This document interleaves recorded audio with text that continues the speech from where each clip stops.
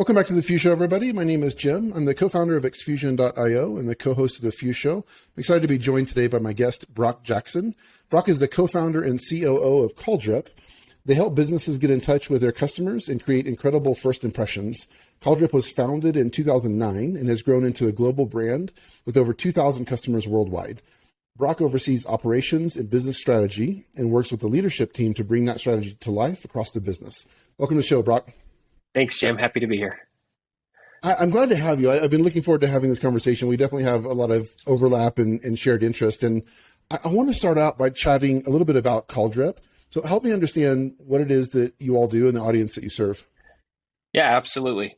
So what we do in a nutshell is we help businesses connect with their internet leads. And so businesses spend a lot of time, effort, and money generating leads whether it be through advertising, trade shows. There's all these different ways that businesses spend money and spend resources to try to get leads coming in. And then most businesses have the same problem where they do a poor job reaching back out to those leads. They reach out too slow. They don't follow up enough. They don't get them to the right team. They don't escalate it the right way. And so there's a huge gap between the money that's being spent to generate leads and the actual follow-up of those leads once they come in. And so we help that by adding some urgency to it, adding some accountability, gamifying the system a little bit where you actually add some competition. And we help people get in touch with those leads quicker than anybody else in the world, we think. Yeah. And I was talking to you offline. Your site looks amazing. And my favorite part of it is this. I think it's like a 40-second video where there's all audio. People are saying, wow, that was fast. Like, wow, I just hit the button. I can't believe you already called me. It's amazing that you all are able to facilitate, I guess, a call to them so quickly. It's cool. It grabs your ear when you first hear it, huh? Yeah, it for sure does. Yeah. So help me. There was a statistic that I came across. I wish I would have thought of it before we started our conversation, but something along the lines of like the first vendor that calls a customer back has a much higher likelihood of actually landing that customer. Have you kind of looked into that or studied that? Is that something you use as part of your sales process to justify the investment in Calldrip? Yeah, it is. And there's a few studies out there, but it's well north of 200%. So if you have, we call it the first mover advantage, but if you're the first person to contact a lead, and obviously it's going to vary a little bit across different industries, but the principle is the same.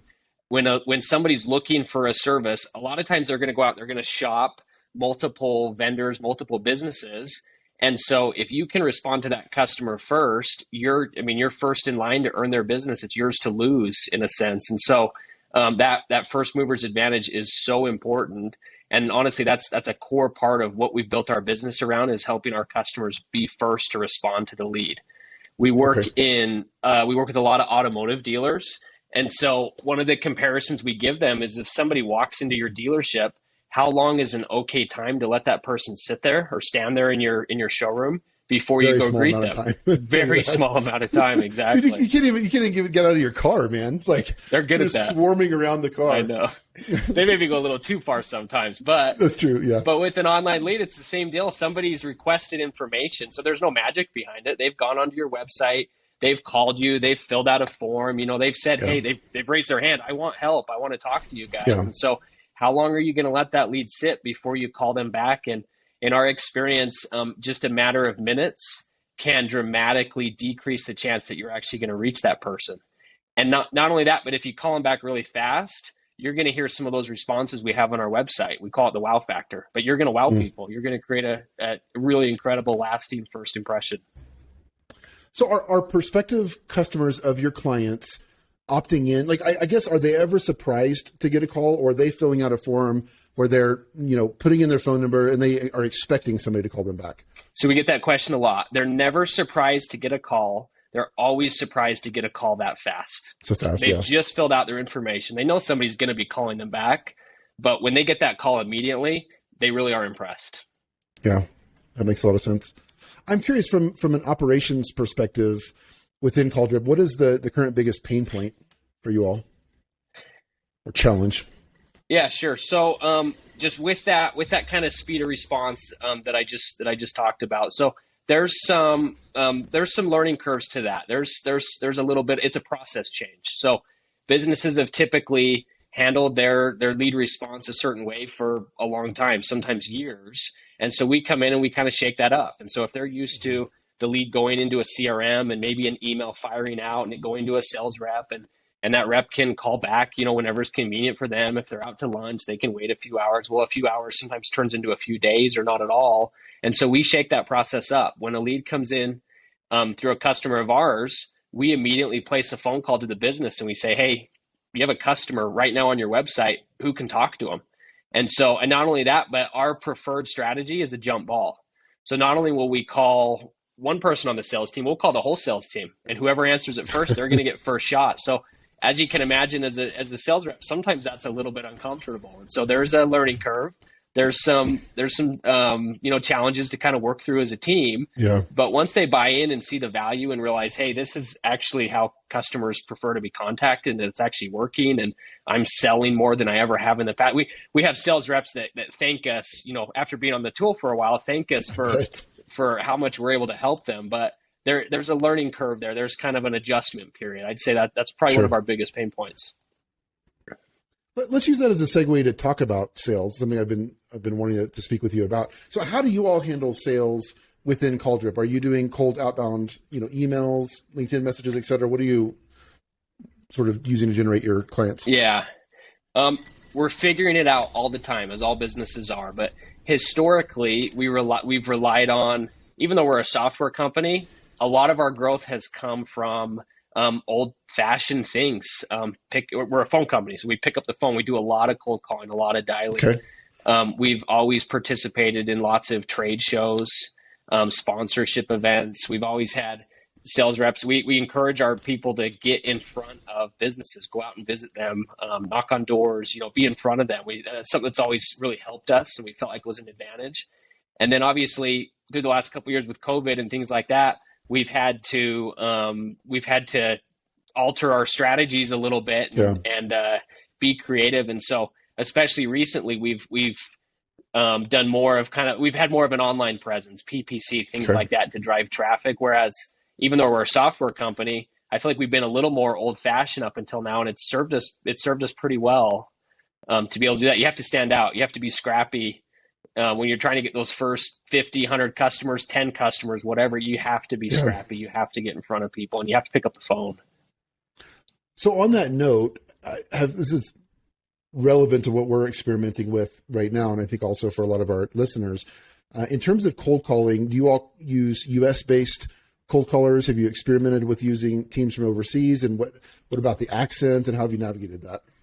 Sure. So we've always just been U.S. based as far as that, and so I can't speak to accents or things like that. We've always been U.S. based, and it's a challenge right now because everybody's out there trying to do that right now. And so to gain an advantage if we're just talking in terms of cold calling now, if you look at our website and when a new lead comes in, it runs through Calldrip, and so that's all of a sudden a warm lead. It's ringing our sales team, and we're getting on the phone, and those are home runs for us all day long. We love those. Can't get enough of them. Eat your own dog food. We're eating our own dog food. Yeah, we love it. Exactly. So, but just trying to drive cold traffic, us trying to kind of get back to fundamentals online a little bit, it has been kind of more of a content approach. And so we're putting out lots of great resources on lead response, on call scripts, on how to be good on the phone. We're sharing that out there. We're really trying to get our message out online the same way we used to do through our teams in person and through trade shows and things like that. Like I mentioned, we're doing more of that online, and it's working. Our traffic continues to increase. Our leads come in, and so we have warmer leads coming in than otherwise. That's great. I'm curious to hear your thoughts on, I guess, a couple ways to handle SDRs and AEs in terms of structure. I think one method is, one person is, plays the SDR role, plays the account executive role, maybe even plays the account manager / CSM role, or you fragment. You have, your SDR, then you have a separate AE, separate account manager / CSM. What has been the approach that works best for you? Again, we're dabbling in all that right now, and we're trying to figure out what's working. We're watching it, but we have some SDRs or some, we call them BDRs internally, but they're out, they're on the front lines, and they're doing that initial contact and trying to line up demos for our inside sales team. sometimes for our CSMs, just depending. And so they're out grinding, making lots of calls, working as hard as they can to do that. But it's been a challenge for us. I wouldn't say that we've had as much success there. And so every time we try something like that, I find that we roll back to our fundamentals again a little bit more. And so what's working best for us right now is our relationships that our CSMs have with our customers. And it's asking for referrals, and it's providing coaching and consulting and trying to add more value to our customers in a way that kind of opens up their minds to, there's a lot of parts of our product that we've added over the years that our customers aren't even aware that we do. And so trying to just, educate them on how other areas that we could be helping their business. And then once we're able to do that and help them, it's a really easy question to say, hey, who else do you know that might benefit from this? Who else do you know that I could reach out to? Would you mind being on an introductory call? And we find that customers are really open to doing that, actually. And so that's been kind of fun as well. Interesting. So you're saying having an existing client on an introductory call with a prospective new client? Yes, we've done that, and they go fantastic. Wow. That's very interesting. Like that's, if you're a prospective client and you get on a call and there's that's legit. Like that's very transparent. And I don't know. Now, if it's a competitor, they're not going to do that. They're not going to give us their name. But if it's a friend or if it's a dealership in another area where they don't really compete or things like that, then it's a call they love to make. Yeah. Are you all majority automotive? We're about 90% automotive today. Yeah. Okay. Maybe even a little north of that. Is that intentional, or did you kind of come across that? I mean, do you think this would work in other genres as well? I mean, when I say 90%, we have enough customers outside of automotive that we know it works, and we're always excited to try to expand those. But at the same time, we have to kind of stay true to what's worked for us as well. From the onset, it wasn't intentional at all. So our first customers, we honestly stumbled upon a dealership here. So I'm about 15 miles north of Salt Lake City in a city called Farmington. And so our very first Calldrip customer was an automotive dealer just by chance in Salt Lake City. It was a dealership called Ken Garff Honda Downtown, I think is the full name of the dealership. And so they were one of our very first customers. Still a customer today, 10 or so years later, which is fantastic. We love to brag about that. And so I think it was complete chance. Working for them. Yeah, exactly. Yeah. But it wasn't intentional at all, but we found that, hey, this really works well in automotive. And so we doubled down on it, and we've stayed pretty focused on it. But if you go to our website or if you look at our tool, you can see that it's not really heavily focused to automotive. We've kept it so that, we can, it works for any business, and we're pretty proud of that. That's awesome. This wasn't one of my questions to ask. We were kind of formulating some thoughts in my mind about longevity, and you've been at this for a very long time. I'm curious if you got to points in your journey where, I don't know if you've seen, there's this meme where this guy is tunneling underground. He's got a pickaxe and he's digging down, trying to find the diamonds, and he goes and goes and goes, tunnels and tunnels, and he gets to the very edge of the diamonds. And you can see that just on this side of a little more dirt that he needs to dig through are all these diamonds, but he stops and turns around and goes the other direction. Now, I mean, that's always stuck with me. It's like, I feel like those that play the long game tend to win, but the devil's advocate would say, yeah, but you can follow something too long that you should have let go, some cost fallacy, et cetera. So I'm curious how you think on that. I have not seen that, but I want to go find it and save it. I love that. I love that. Yeah. So I would love to know how many times we've done that in our business when we were so close to finding even more diamonds if we had stuck with it just a little bit more in some areas and turned away. But overall, momentum builds slowly, and it took a lot of time. It took us a lot of time to get our first few customers and to turn those into a few dozen, and then to keep growing. And so you have to get some momentum behind you, and that requires you to stay focused in one area, maybe two areas, but really very focused for a long amount of time to start to build momentum. And when I was, in the early days of this company, when I was involved, if I had any idea how much work or how long it was going to take, I'm sure I would have ran away from it. I had no idea. It would have scared me off. So I'm glad I didn't know. But it takes time. You got to stick with it, and you got to enjoy the small wins and be proud of those, and just keep going for sure. And you got to stick with it. It reminds me, if you think of or visualize a compounding graph, it starts out so slow. and then it just does this eventually, right? But like when you're in the middle of that early stage compounding, I can feel exhausting, where there's days that you take 2 steps back and you lose a deal or something doesn't come to fruition or you lose a client or whatever. It can be kind of demoralizing and dejecting. What do you do to keep yourself balanced and optimistic and really it's like a level of faith for what could be to continue down that path for so long to actually allow it time to come to fruition? Yeah, that's a good way to put it. I like that. For me, a lot of it is just working with our customers and spending time with them. I feel like I start to lose that faith or lose that motivation in what we're trying to do whenever I have too many days on my own, just putting out fires or just working with our development team, not actually talking to the customers and people who use our product. You kind of just, you end up on an island by yourself for a while, forgetting the bigger picture, forgetting why you're doing the things you're doing. And so whenever I start to feel that way or get in a little bit of a rut, I get on with our CSMs. I spend time on kickoff calls or account reviews, or a lot of times they start coming to me. Customers will come to me, or it'll just happen where all of a sudden I'm on the phone with customers, talking to them, hearing those testimonials and wow files that you mentioned at the start of the call, those wow sound files. But starting to do that reminds me, okay, this is why we're doing this. This is the value behind it. This is what we're able to do. This is who we're serving.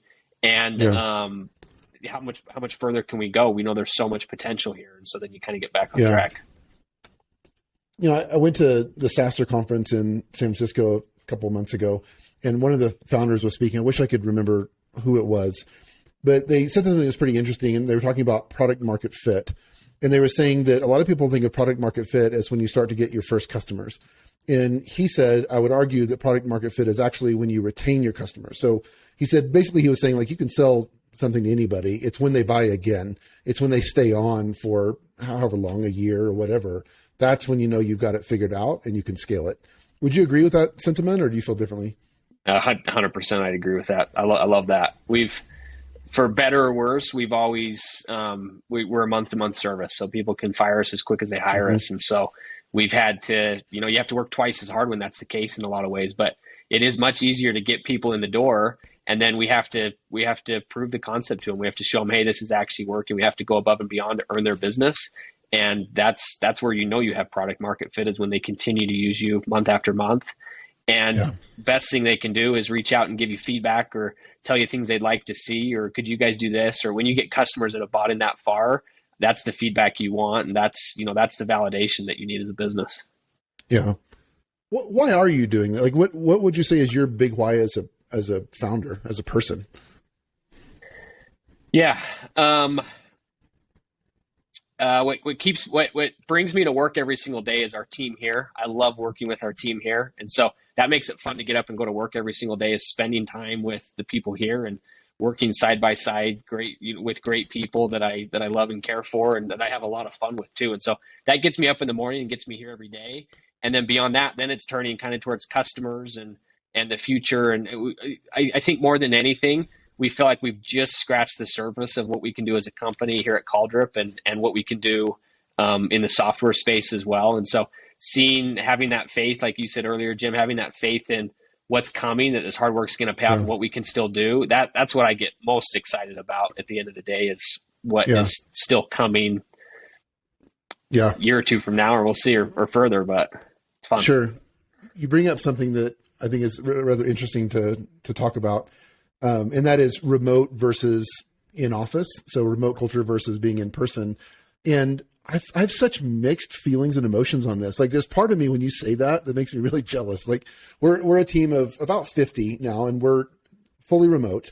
Most of our team is located in other areas. And that's a big part of our mission as a company, is to provide really good quality jobs to people in developing countries. And that's something I'm really proud of. However, the other part of me is like, man, there's days that I feel like it would be really nice to have a team in office, in person. And then if I'm honest, there's days that I like to just shut my door and just get to it and not be interrupted, So like, I'm curious how you balance the two, and what your thoughts are on that. Yeah, we're struggling with that right now. I came into the office today to meet with you, and I had a few other calls this morning as well. And I walk in, I'm the only one here today. No one else decided to come in. So, okay. Which is fine. We kind of leave it up to everybody to see. So it's interesting. We're working through that right now as well. we started to transition to more of a remote workforce even before COVID hit. And so that was a little bit of a blessing for us. When COVID came, we had already gone through a lot of the processes internally. We were already set up to hire anywhere, and we were okay with that. So there's goods and bads. For the first 8 years or so of Calldrip being around, we were 100% in office, only hired people from Utah here close to us, those that were willing to commit or to come in. And so it was definitely easier to maintain a culture, to have meetings, to kind of get a pulse on the business in some ways. A lot of ways things were actually easier. I wouldn't necessarily say better.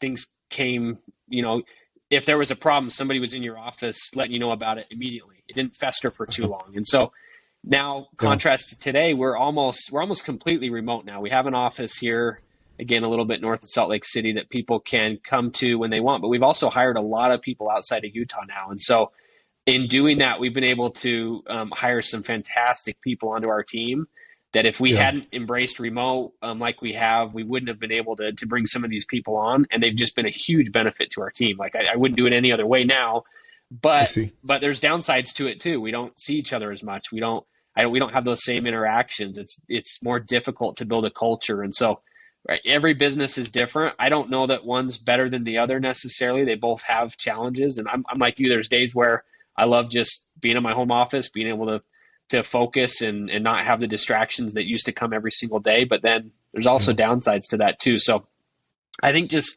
kind of finding a balance, finding what works for everybody. But at the same time, finding ways to get together as well. So we're as a company, we're talking about how we can do 2 or 3 retreats or at least per year now and get everybody together, get our high level planning and things done for the year, things like that, get together in person because there's no substitute for that. But we're figuring it out right now. It's not work in progress. It's a work in progress. I'm curious, do you guys use EOS or any other sort of, operating system to run the business? Give me an example of an EOS. Entrepreneur Operating System. It's that book by Gino Wickman called Traction. So it's basically a structure to use to run the business, a way to handle team meetings. It's just kind of it's like an operating system to run the business and kind of sort of dot I's and cross T's. Yeah. Okay. And it's been a little while since I've read Traction, but I do think we implement parts of that. So we have a weekly leadership meeting that we run through, and we have areas of responsibility that each department's over with KPIs and things that we review on at least a weekly basis. But we're going through those as a team, and we do quarterly planning at the start of each quarter. We identify the areas inside of each department. We identify those KPIs at the start of the quarter, what we want to be working on and focusing on for the next quarter. And then we review those and discuss them on a weekly basis as well and go through. And on those meetings, a lot of it's deciding, are we on track? Are we not? And how can we help each other? What can one department do to help another department meet their KPI or, address those challenges they're going through, things like that. So that's kind of our cadence though. And it's a Monday leadership meeting, we call it. We do it every Monday afternoon. Okay. I have a thought, something I wanted to share. Let me see how I can formulate this. I'm curious how you've evolved as a founder with the business growing and with you growing in that role as a founder. So things like delegation, highest and best use of your time. How has that evolved over time? Or when you come into the office, like these are the things that I can do that would deliver the most value to the business. These are the things that I shouldn't be doing. I should be delegating, et cetera. And have you had a hard time letting go of those, or how do you think of that? I've definitely had a hard time letting go of those. I always felt like, especially starting, when we started the company, I didn't have any help, so there was nobody to delegate to. There was only a few of us, and we each had our each lane that we had to stay in. And there was no one to delegate to or to get help from. And so you get used to doing everything yourself, and then you start to grow a little bit, and you have to hire people. And so being able to trust them enough to let them do it, and some of it's just know-how. I didn't know how to delegate properly or how to do that. And so, I went through a period where it was hard to do that. I think another thing I've always struggled with a little bit is sometimes you feel like delegation sometimes feels lazy, and that's not what it is at all. That's not a good way to think about it. But sometimes you feel like it's going to be perceived that way, or if I ask somebody to do something, they're going to say, well, Why are you asking me to do, those thoughts are in the back of your mind. That's not how the other person perceives it at all. Actually, what I've found over the time is they're looking for guidance from you as a leader to say, what can I help with? Or what do you need? Or what can I do? And they look for those opportunities to be able to step up and help, and people love it. So it's mostly an internal struggle. There's nothing lazy about it. Like you said, it's that at some point there's more than one person can handle. And that's why we have teams, and that's why we build great businesses and have great people around us, so we can do this together. Everyone has different focuses. So, but I've gotten better at that over the years, but I still have those same thoughts and struggles sometimes. It's been an adjustment for me as well, going through, and I've been out of the sort of regular workforce for a while now, but it's hard to break those habits. And I think I think to myself, there are days that the best thing I could do for the business is just to do nothing but think, just to think, And then there are other days where I could have one call that maybe takes an hour that is so impactful to the business, or have one idea, one thought, build one system, procedure, or whatever, that even if it only takes me a relatively small amount of time, it's way more productive than for me to sit at my desk for 10 hours and just spin my wheels, But it's been a shift in mindset to try to figure out what is the highest and best use of my time during this season of the business, and understanding that kind of evolves and changes over time as well. 100%. Sometimes it's hard to make space for those thoughts and things to happen though, huh? You have to be intentional about it. Yes. And I guess that's the point I'm trying to make as well, is it has been I think the first step for me is just acceptance, knowing that okay, this isn't, well, you said, you used the term lazy. It's I can resonate with I can do this. I'm capable to do this. Should I do this? Or it's everybody's standing, theoretically in a circle, and it's there's something that needs to be done. Who's going to do it? Well, it's up to me to delegate that. But at times it feels kind of well, I could do it. I don't want to be viewed as not being willing to, do any sort of work for the team, because I am, but it's just. You hit the nail on the head. Those are the same thoughts that go through my mind too. Yeah. One of the things that always helps me, and it's funny to hear myself say this because I hate traveling. I'm a major homebody. I don't like airplanes. And I before COVID, I traveled quite a bit for work. We were on the road quite a bit, but I've never come to terms with it. I still don't like it. Okay. But one of the things that traveling would always help me do is it forced me to get out of the office for a minute. It forced me to, if I knew I was going to be gone, I would clear my calendar. I might only have one meeting that day, but I didn't want to schedule anything because, you're traveling, you're on campus, whatever. And so being, and even I went on a trip just a couple of weeks ago, and it did this for me again. But just putting yourself in a new environment, new situation, getting out of that day to day, allows me and gives me the space to think and to think about the deeper things of the business like that. And so, even though I hate it, I got to remind myself it's actually helpful for me personally to just get to a new area and go through those things you just touched on. So, yeah, absolutely. David, my co-founder, and I are going to Vegas for a conference, a Client Contact Week conference next week. No, the week after next. Okay. And I'm driving from Denver, and it's 12 hours or something. And David's like, "You're crazy, man. Why don't you just fly?" I'm like, "Well, flying is so stressful. If I have 12 hours in my car by myself to just think and learn, and it's that's extremely valuable time in my mind. Low stress, hopefully. But I love that. I feel like I come up with my best ideas on the road, or just at least away from the office. I'm the exact same way. Yeah, I love being in my car for that reason too. I'm curious, changing gears a little bit, have you utilized coaches, CEO, COO coaches, or just any sort of business coaches for yourself? For me personally, or in the business? Both. Yeah. We have in the business. I haven't as much for me personally. I'd like to. It's been on my mind. I think it's an extremely valuable resource. The reason it's on my mind is because it's a service we've started offering at Calldrip, offering sales coaching. And I was a little bit of a skeptic on that when we first talked about it. But to step back just a little bit and give you an example. So here at Calldrip, we do a really good job of getting people on the phones. We get them on the phones with their customers. But just because you're on the phone with somebody doesn't mean you're going to do a good job. That's only that's only the start of the battle. It's getting on with them. And so if somebody's poor on the phone, we're just going to make them poor faster. And so coaching and training and improvement has become such an important element of our business, because we realized with some of our customers, we're at a little bit of a standstill. We can only help them so far, and we want to actually move the needle for them. We want to see them improve. Yeah. We don't want to, it's not good enough to just get people on the phone. We want them to actually have success. And so coaching has started to have a really strong impact on our business. We're actually seeing, we're helping sales. We have a whole coaching arm that we've launched, and we're actually helping sales reps think about things they never have before. We're giving them call scripts to follow. We're giving them questions to ask, things like that. And so I've done a complete 180 on coaching personally now, because you need somebody else to come in and help you with those areas that you're lacking. So it's helped our business a ton, and I'd love to. It's an area where I think I could benefit from personally as well, and I need to. Yeah, I'm also very interested in it as well. It's something we're going to look into. I'm curious, what does it take for you to feel a sense of accomplishment at the end of the day, on average?